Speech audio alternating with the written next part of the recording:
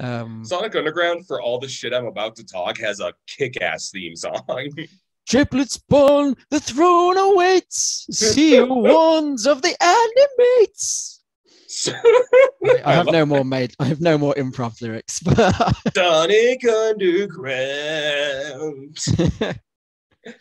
Oh man. So this one again just totally turns the premise. Now Sonic's mother is the queen of Mobius instead of Sally. And Sonic has two siblings, and when Robotnik takes over, she hides them so that one day they can grow up out of his grasp and save the day again. So they've grown up and reunited. Sonic, Sonia, and Manic, all voiced by Jaleel White, and all singing terrible rock songs. I think the worst thing about this is that he voices all three of them because his female voice is not good, and it really grates on me. Maybe he's okay for Manic, but they should have got someone else in to play Sonia because it sounds really weird. Well, Manic is just Sonic in a slightly surfer dude tone, I feel like. Yeah. It's really not different at all. I wonder if Sonia and Manic ever show, because like the Archie comics will use fucking everyone. I'm not even kidding. From the cartoons, from the I wonder if Sonia and Manic ever see the light of day again after this cartoon. I'm gonna say definitely not.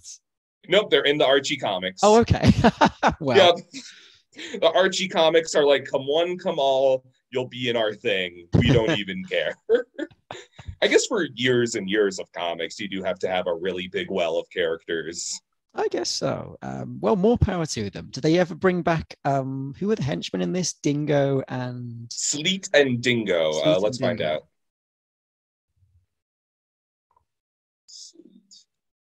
Voiced by Maurice LaMarche. I love that voice that he does. It is a good voice. Oh, such a pleasure to see you, Your Magnificence. It seems they do not see the light of day again. Oh, how unfortunate. Yeah. But hey, the night's still young. I think they just recently brought back a ton of Archie Comics characters, so one never knows. There's still hope. I kind of like those characters, but they're so grotesque looking that they take a while to get used to. In the Sonic, especially Dingo is so intricately detailed and gross looking. Yeah, they're definitely the most, everyone else is kind of cuddly, even the robots that we've seen before. Even Snively in his own way, and then you've got these two sort of weird mutant people who look like they're from Teenage Mutant Ninja Turtles or something. So... Oh gosh, where to start with this one? Gary Chalk is Robotnik, and he's like we were saying earlier, he's maybe the Robotnik with the least going on and going for him. But I do just like Gary Chalk's very straight baritone delivery. Explosives! The factory's going to blow! Lift off! Military speed!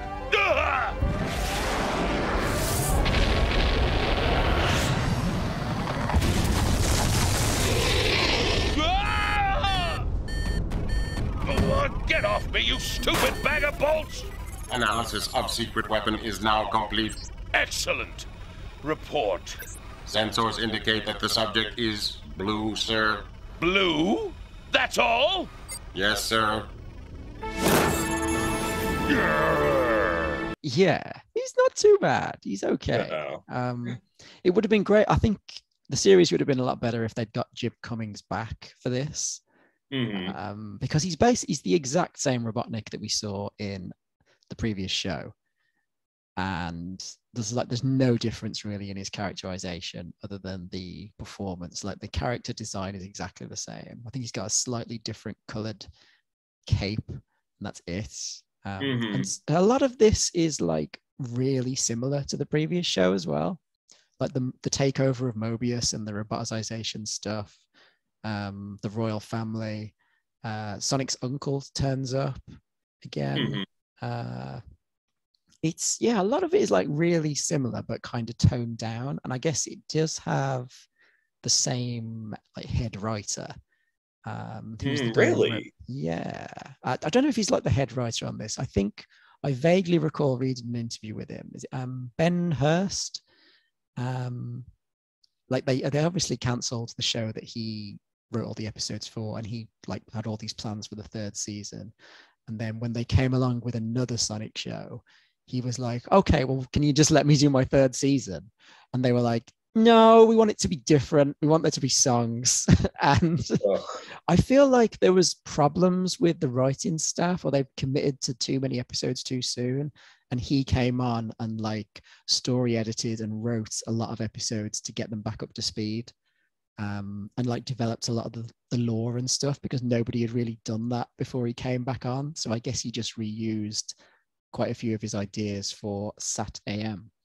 And I think you can tell. I think the thing that's kind of missing is the tone. This is a lot more comedic than Sat AM. And that's kind of my big problem with it, is that it's doing the same freedom fighter resistance thing, but it's like also really silly, and I found it super jarring that way. Yeah, it's the worst of both worlds, I think. I think if you would just you either go serious with it or you go full on ridiculous. And this sort of straddles the line between the two. And the songs, I had forgotten about the songs, and I was like, I wonder why people dislike this. This is fine. This isn't bad. It's pretty much the same as Sat AM. And then 10 minutes in, I was like, oh no, this is why I remember. And the songs are so weirdly edited too. It's like they zoom in on the cells, but the cells aren't like prioritized for that. So you just see a bunch of like blurry detail. They're trying to do like a music video for each one, aren't they? And it's very strange. Did you notice the Comic Sans font that they use for the title cards and the credits? Strange choice. Strange choices. I guess maybe the comic was pretty big by this point. They wanted some of that synergy. Maybe. I mean, it feels more amateurish, certainly, than the last one. There's something weird about the look of it. I don't know if it's colored digitally and the colors aren't quite the same, but it looks very flat in comparison to even in comparison to the first show. Have you seen not quite right? Have you seen the infamous clip with Knuckles that's like famously weirdly animated? Need a hand? Just a little joke there. What? Whoa!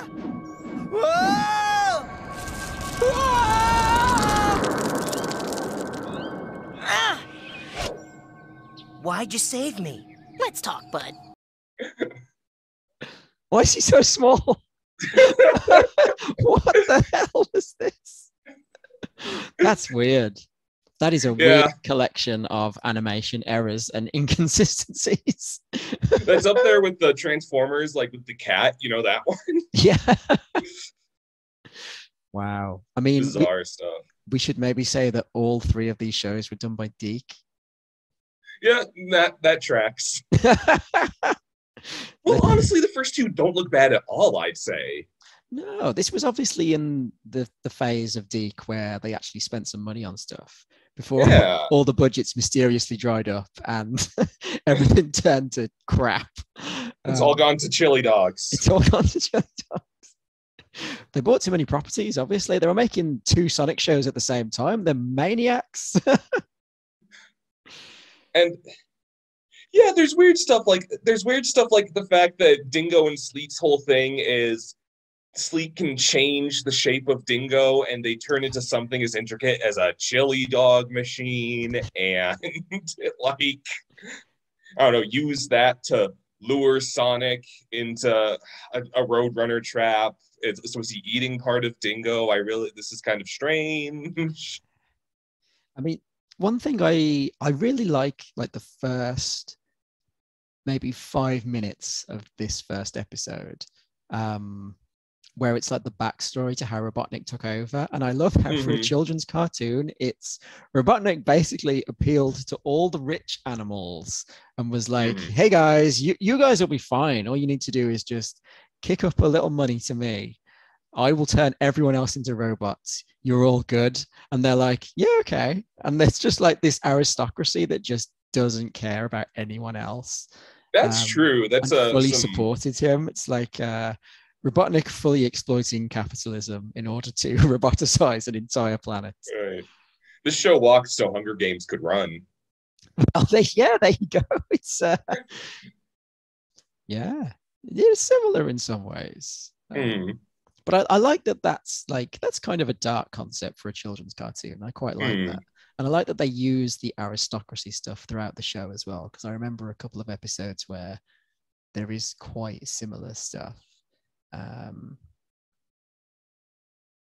There is a bit of tension from the fact that Sonia was sent to live with the aristocracy while she was hidden, so she's kind of a brat, honestly.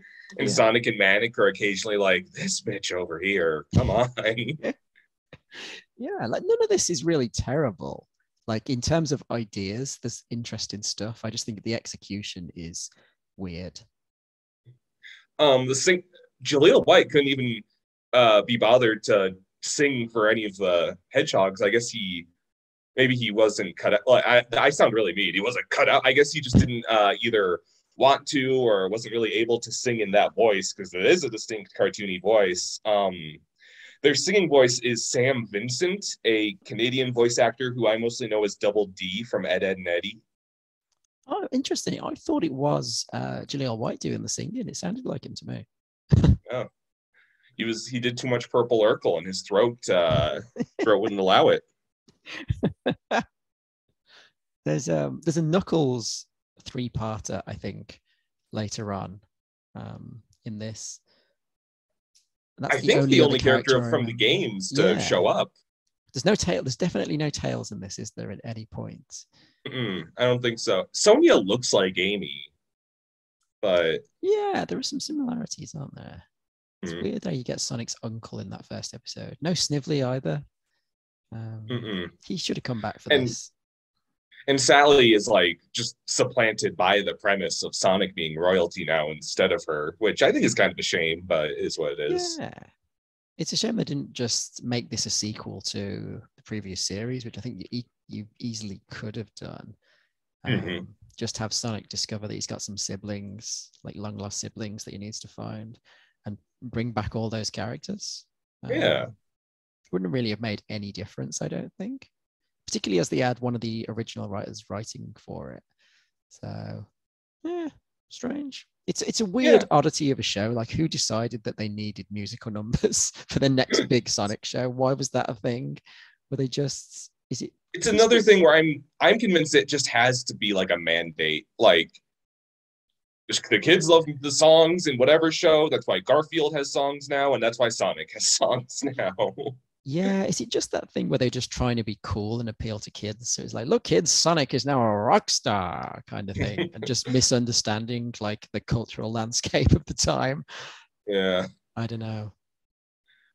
Just like, and the first one had to have PSAs and probably very mandated levels of humiliation and violence. So Sad AM was kind of the only one that wasn't barred by lots and lots of censors, and that might contribute to why it wasn't allowed to finish properly. Yeah, maybe. Did you hear like the weird sort of deal where they had both those cartoons airing at the same time, where they just like some sort of network deal, and they'd agreed to do it if they could have a syndicated show, but the network, they also wanted a network show, so that was why you ended up with both running at exactly the same time, and they were like, yeah, we'll just make them sufficiently different from one another. Both being the animated Adventures of Sonic and Sonic Sad AM. Yeah. Okay. I see. I would find that a little confusing, but I guess weirder has happened. I don't think there's ever been another time where we've had like two shows based on the same character airing at the same time. I guess maybe now where there's like more stuff going around, like we've got 2 He-Man shows that came out this year. Just gonna say Netflix kind of has dipped in 2 different very different He-Man shows. Yeah. It's strange though, it wasn't the done thing at the time. Like I couldn't imagine them doing like 2 Batman shows in the 90s. Right. 2 Mario shows, one is like very, very serious and the other is the one we watched. It would have been interesting if they'd done that with Mario. If we had like a really sort of dark, serious Mario show. Jim Cummings as Koopa. None of this is fun, Luigi. That's why it's called war. Mario Sat AM. Yeah, why not? Are we done with Underground? Yeah, I've said all I wanted to. Yeah, I will give another shout out to the theme song because I think it's great. Sonic Underground. Triplets born, the throne awaits. A seer warns of a deadly fate. Give up your children, separate. Bide your time, lie in wait. Sonic Underground. Sonic Underground. They made a vow their mother will be found. The children grow, learn what's right. Leaders of the freedom fight. They seek their mother, she knows they do. Is it time if she only knew? Will the prophecy come true? Sonic Underground! Sonic Underground! I long for my children, but I have to wait. To act too soon could seal their fate. They made a vow their mother will be found. Sonic Underground! This brings us to Sonic X. I want to hear your initial reactions because I grew up with this show. I'm surrounded by it. I want to know what a layman kind of thinks of it. It was fine. I have no strong feelings about this one way or the other. I think it's exactly what I expected it to be. I'd seen a bit of it before. I'd definitely seen some clips of Robotnik from this show before. I'd never watched a full episode of it. It's very typical of that sort of Jetix faux anime American produced stuff that they had going on at the time with like the. Well, I'm gonna burst your bubble. This is actually an anime from Japan dubbed by 4Kids. Oh my god! That surprises me. Yeah. It does. I think because Sonic was also so popular in America, there was just crossover with the tendencies at the time that kind of just made it over there when they produced it over there, combined with 4Kids just completely being able to imprint their feedback and tendencies through the dub. Yeah, that it does feel very Western. I'm not surprised that you walked away with that impression, frankly. Yeah, there's a lot of 4Kids stuff around this time, wasn't there, that looked very similar to this. Like I remember the Transformers cartoon. They did G.I. Joe Sigma 6. Totally Spies, I want to say, is kind of in the same ilk. Maybe it is in the same ilk. I don't know if 4Kids was directly involved, but okay. This was airing alongside Ninja Turtles and Ultimate Muscle and all that good stuff. Yeah. Oh, yeah, Ultimate Muscle was the other one I was going to say. There's probably some differences between how it was broadcast for you and how it was broadcast for me, which is maybe causing my confusion because we didn't have the same channels. I don't remember this being on Jetix, but I don't doubt it. Maybe it is a localization thing for just in the UK or other countries. I'm pretty sure it was on Jetix in the UK because I always remembered it as the Jetix show. But we had weird stuff on Jetix that wasn't on the American one. So I think, yeah, it's just one of those things where regional differences. In the US, we straight up had a channel, 4Kids TV, that was Saturday mornings on some other channel that I would not watch otherwise. Okay. I think all the 4Kids stuff was just on Jetix in the UK. Oh, that makes sense. And it fits pretty well there. So, yeah. Who's Sonic? And I think we're past Ryan Drummond. It's one of the voices from the games. Oh, is it? Let's see. Hold on. Yeah, this is Jason Griffith. If you were online when this show was on, you would know that the fans of Ryan Drummond and Jason Griffith were like Montagues and Capulets. They were the two big Sonic voices, and it was kind of a. Did Mike Pollock race in and be like, "A plague on both your houses," and then he disappeared? He flew off when he's Mike Pollock. He's been Eggman for as long as I can remember. He's a really, I know people who have actually worked with him in smaller voice acting stuff. He's apparently just like the nicest dude in the world. And I think he's a pretty great Eggman / Robotnik. He's very different in energy to our previous Robotniks. But he's really good. I like the voice that he has. He again like finds a really good balance between like mad scientist and guy who is just completely exasperated by a hedgehog. And he also, there's a weird line from him in this episode, which is like the first thing he says. And he refers to a character I'd never seen before in any iteration of Sonic as Creamy Dreamy. And I was like, is that the character's name? The character is Cream the Rabbit. So I guess that's like a taunting nickname. I see. Is it though? Is it a taunting nickname? I was surprised by his usage of the phrase "creamy dreamy." She's canonically 6 years old, so I really hope not. God, well, who can tell?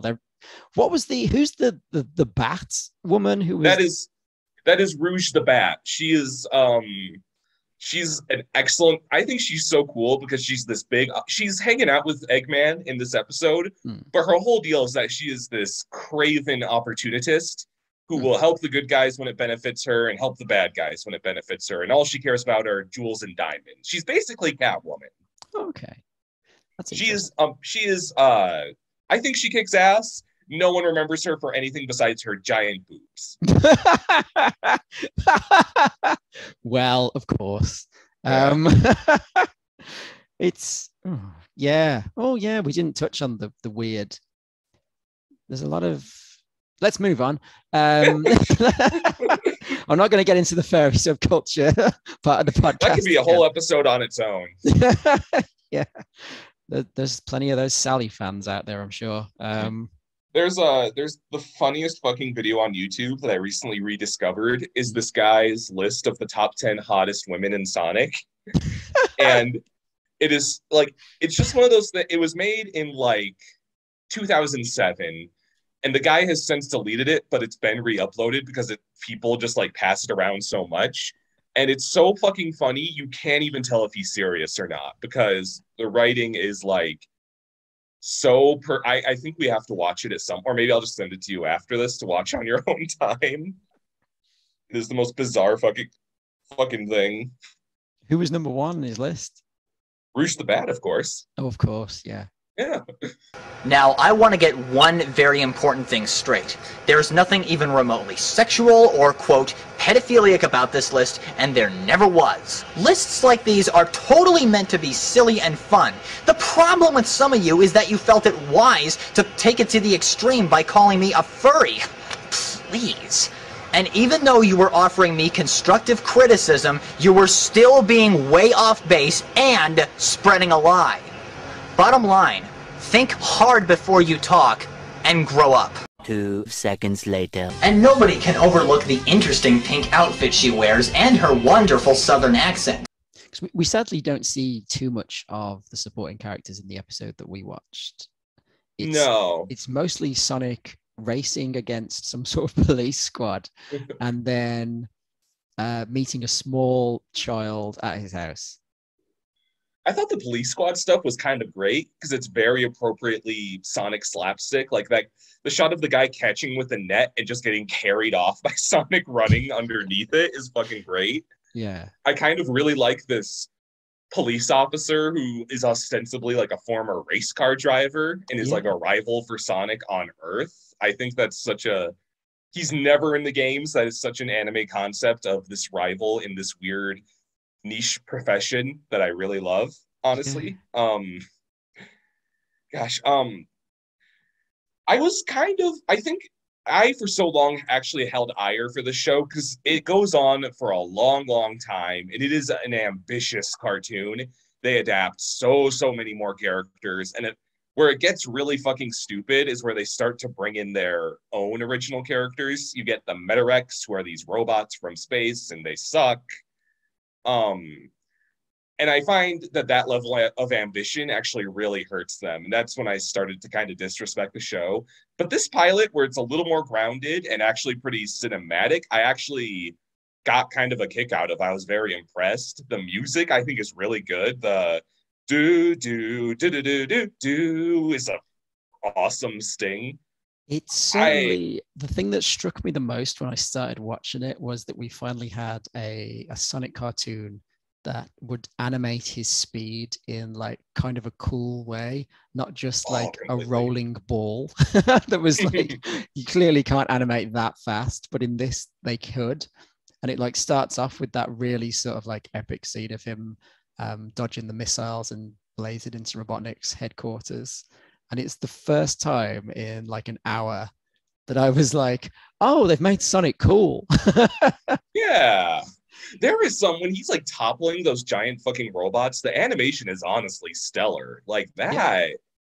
I wonder if it's just first episode budget. The first episode always looks really good to pull people in. Because I know there's some jank, especially later on. But I was really impressed by this as a pilot. It did what it needed to. Does this have a proper sort of finale, this show? Or does it just kind of end? It does. It goes on for a really long time. We get aliens and robots. This is where I feel it kind of jumps the shark and why I had a bad taste in my mouth about it for a long time. It adapts the 2 Dreamcast games. You get all those fucking characters. You get Shadow and Gamma and the Chaotix. And already that was kind of pushing it. Like, oh, we are doing a lot here. And by the time OCs come in, I'm like, I'm completely lost. I don't think so. But it does have a proper ending. The boy Sonic meets, Chris Thorndike, is quite possibly the most detested character in any Sonic canon. Oh, okay. Yeah. And a big reason for that is because, if I recall correctly, and if anecdotes, I hope there's no big Chris Thorndike stands that are going to correct me on this, the finale revolves around Sonic getting ready to go home. And Chris selfishly jeopardizes the whole thing because he doesn't want to lose his friend. It's that kind of situation. Okay. Is he still a kid at the end, or have they aged him up slightly? He's still a kid. Okay. Yeah. He is seen as, I think it's kind of, his father is always working, and now Sonic is his friend. He is broadly detested for just being that annoying kid character that we didn't need for years and years. Yeah, this is the first one where they go to Earth as well, which is kind of surprising. Mm-hmm. Quite similar to the live action movie in some ways, with him going over and like meeting a cop and being sort of adopted by a human. Yeah. I think what causes that is that the old 2D Sonic games were always in Mobius, the fantasy world, and almost inexplicably, the Dreamcast games take place in a world that seems like ours. Sonic kind of lives in a city by a beach, and there's real-sized people, and there's no reason for why that transition is. I guess this show, having a premise of Sonic zapping from one world to the other with all his animal buddies, is like the meta explanation for why that shift in the games occurred. Okay. Yeah. But this is maybe a completely unrelated question. Like they did all that soundtrack for Sonic, and it was like a bunch of songs. Is that linked into this show? Do you mean which? I just remember that I am the Eggman. That's what I am. Is that linked to this? Is that from this show? No, those are the character motifs from the Dreamcast games. Okay. Yeah. I'm willing to wager the orchestral arrangement for this show maybe shouts out or references those songs, but they are not in any way like directly connected, as far as I know. Okay. Yeah. And Sonic music always just whips ass completely. I am the Eggman. Yeah, they always do a good job on this. Apart from Sonic Underground, they always do a good job with the songs. And the soundtrack generally is very good. He's always easy to make good music for because it just has to be fast and have attitude like he does. Yeah, it's always a bit of like techno sort of undercurrent to things in Sonic, which is cool. Yeah. And I think it was this anime tone that got them to embrace some of the more Eastern philosophies surrounding Sonic, because this is where he stopped being called Robotnik and became Eggman universally, because Eggman, I think, was always his Japanese name. And I know in the Dreamcast games they directly address this and have him insist, "Don't call me Eggman, I'm Dr. Robotnik." And Sonic has a line like, "Yeah, right, Eggman, we know you're really Eggman," as if to suggest that Robotnik all along has been a moniker, and they're throwing that away just to remove the confusion. Yeah, Robotnik is like such a cooler name than Eggman. I know. I kind of wish they stuck with it. I'm glad he's back to being Robotnik in the movies. Yeah. I think, and I think it's yeah. I guess because he's always looked like an egg, and Jim Carrey doesn't necessarily look like an egg. He does not look like an egg. No, he's not an egg-shaped man. So. Yeah, I was so confused when it must have been when I saw like a bit of this show, when I put it on and they were calling him Eggman. And I was like, what? Why are they saying I had that? a friend who for a long time convinced me they were two different characters, that there just happened to be, and honestly, with their personality and designs over the years, you could make a case for that. Is this what they did in the Archie comics? Because I know the Sat AM Robotnik gets replaced by like Eggman from another dimension at some point, and he looks That's like a good question. Eggman. There's a character in the games called Eggman Nega who has that premise, but I wonder if... I don't think I've imagined that. I think that is a thing in the comics, at least. I Google Archie Comics Eggman Robotnik, and there's a Screen Rant article that was titled "Sonic Straight Up Murdered Dr. Robotnik in the Comics." Oh no! I don't think I'm not sure I'm diving deep enough. All the Sonic Wiki articles say Dr. Ivo Robotnik, also known by his alias Dr. Eggman.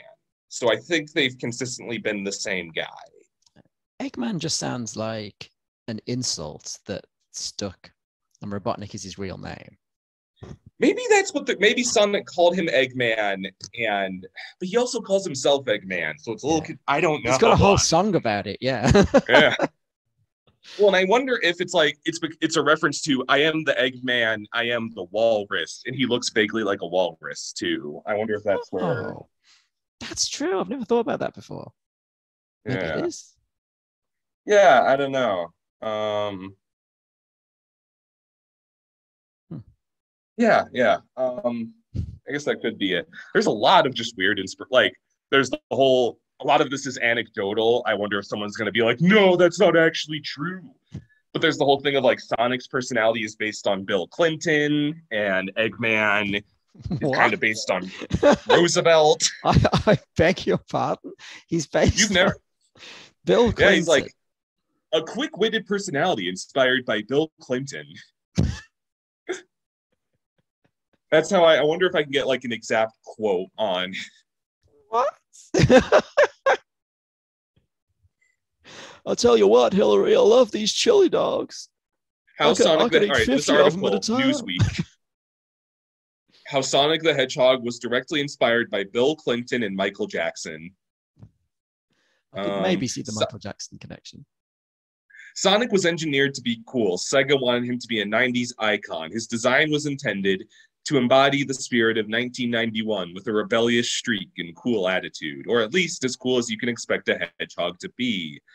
In early cool sketches, Sega's designers drew up a few characters, an armadillo, a rabbit, and a caricature of 26th U.S. President Teddy Roosevelt. This would go on to become Eggman. Sonic's design didn't go in any of those routes, but the team did still characterize Sonic with a few U.S. icons: Bill Clinton, Michael Jackson, and Madonna. So there are early sketches of Sonic with a human girlfriend named Madonna who never made it into the games. Unlike Madonna, Michael Jackson's influence can still be found in just about every Sonic game. When Sonic the Hedgehog was in development during the early 90s, Sega already had a relationship with the singer, having developed and published the Mega Drive and arcade versions of his 1990 beat-em-up video game, Moonwalker. Where do we get about Clinton? Bill Clinton's impact on the character came from his initial 1992 presidential campaign. Clinton had a get-it-done attitude, which appealed to the Sega designers who were attempting to capture American culture in a single character. They replicated those attributes in Sonic's personality. Wow. Who knew? Yeah. I'm not sure that's a great thing, but Yeah. you know, Well, I guess why not? this was before, the whole getting a blowjob in the Oval Office. Yeah, and the pedophile island. But Yeah. Well, great. I could easily see Michael Jackson. Let's swiftly move on from the Jeffrey Epstein connection. I could easily see Michael Jackson having oh no, Michael Jackson's not totally unrelated from that controversy. Okay, let's dispense with this. Let's move on. Isn't it? Have you heard the story of how Michael Jackson allegedly, I think, made the music for Sonic 3 and somehow, for some reason, had to be removed from the credits. So it's altogether kind of contested and kind of a rumor. We're just not sure. Oh. Interesting. There's a lot of potential controversy with Sonic. Why would they have removed Michael Jackson from it? I guess he was a crazy person. And I think part of it, he wasn't happy with how the music turned out and he asked to be removed, I think is the deal. I bet he asked if he could play Sonic the Hedgehog and they said no. I actually feel like it's something to that effect. Because it's the word is he's this.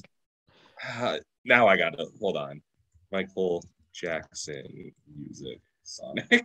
You're about to hear me read another fucking. Michael Jackson probably composed the music for Sonic the Hedgehog, so why is he uncredited? A video on YouTube. Hold on. A video on YouTube likening Sonic's Carnival Night Zone with a clip from Michael Jackson's song Jam was the first to share the theory over 10 years ago. Since then, fan theories have likened the bass line in Ice Cap Zone to that of Who Is It? While Jackson himself admitted that the instrumental portion of his track Stranger in Moscow is based on the Sonic end credits theme. What do we know for sure? Michael Jackson loved the Sonic games, and in 1993, he reached out to Sega to express his admiration for the franchise. Roger Hector, a former exec at Sega, confirmed in a 2005 interview that Jackson was invited by the company to visit the Sega Technical Institute in California. In the early 1990s, Sega had already released several titles of Michael Jackson's Moonwalker video game. He wanted to drop by and say hello. There was no agenda other than that. He really, really liked the game. He enjoyed playing it and wanted to meet the people behind it. It's believed Jackson went on to write 41 tracks with his co-composers, including Brad Buxer and Jeff Grace for the release. One of the game's sound engineers, Matt Forger, said Jackson also beatboxed on the soundtrack. We recorded lots of Michael's mouth percussion. He'd be laughing, joking, and that kind of infectious attitude would make work not seem like work. Around the time of Sonic production in late 93, child abuse accusations rose around Jackson. Some, including Hector, have theorized that this led Jackson to be taken off the project. Others think Jackson, a notorious perfectionist, left of his own accord because he was not satisfied with the sound quality of his soundtrack. So it's a little bit of both. Interesting. I could easily see Sonic's that being history. True. Though. Sorry? I could very easily see that being true and him working on the game. Because he was in the 90s, he seemed to insert himself into a lot of different projects from big things and try to get involved in stuff. And oh, yeah. I could absolutely see him saying, I really like those Sonic games, and just turning up and being like, can I do the music for the next one? He wanted the skeleton of the Elephant Man and his name on a Sonic game. That's what we know. And it's like the list of outrageous demands from a hostage taker. I want to be Peter Pan as well. Oh boy, that's ignorant. Man, Sonic has just such a bananas history. You don't see this kind of shit happening with Mario, and he's arguably a bigger character. Yeah, I guess Sonic had the attitude of the 90s, and Mario was just an Italian guy. And Sonic was actively pushed to defeat Mario, and that meant the lengths they had to go to were sometimes fucking insane. Whereas Mario was just doing his thing. Well, neither of them hold a candle to Crash Bandicoot. No. All hail to the king, baby. I found in it's like a mid-90s Spider-Man comic that I had bought fairly recently. This is unrelated to the rest of the episode. It might end up getting cut. But in like one of the centerfold ads of that comic was Crash Bandicoot goes to Disneyland. it's a guy in a big Crash Bandicoot outfit. Oh, I love the mascot suit. Yeah, it's that one. And there's like 6 different images, and it's just him like walking around. And there's one, I don't remember what all of them were, but there's one with like him just posed with this group of women, and he's got his arms around them, and he's like, me and my girls. And then the next picture is me being escorted off the premises, and it's him in the back of like a police car. Jesus Christ. Fucking great. But I like that that's like the natural evolution of Sonic, I feel. Like Crash Bandicoot just being a bit of a weirdo. Yeah, exactly. It's a very similar character, but like taken to new extremes, like just arrested. Yeah. A bit of post-irony Sonic there, yeah. Yeah. Well, for a character that goes so fast, this is a chonker of an episode that I hope you all enjoyed. Which one was our favorite, do we think? I'm reluctant to say Sad AM because the specific episode I watched was just a very slow-paced pilot, but I do ultimately know in my heart of hearts that show gets better and it's ultimately the best one. I think we can definitively say it's probably the best one, can't we? Yeah. But each one has moments of greatness. It's almost like you need a balance. You need Sat AM with the animation of Sonic X and the intro of Sonic Underground. And you don't really need anything from the first one. But I think I would argue the first one brought forward defining characteristics we use to this day. Well, join us for our next episode in which we review all 17 Crash Bandicoot cartoons. And they're all made by me. Each of varying quality. You see me learn to draw in real time, and I'm still not good. Fun fact about Crash Bandicoot, his personality was actually based on late 1970s President Richard Nixon.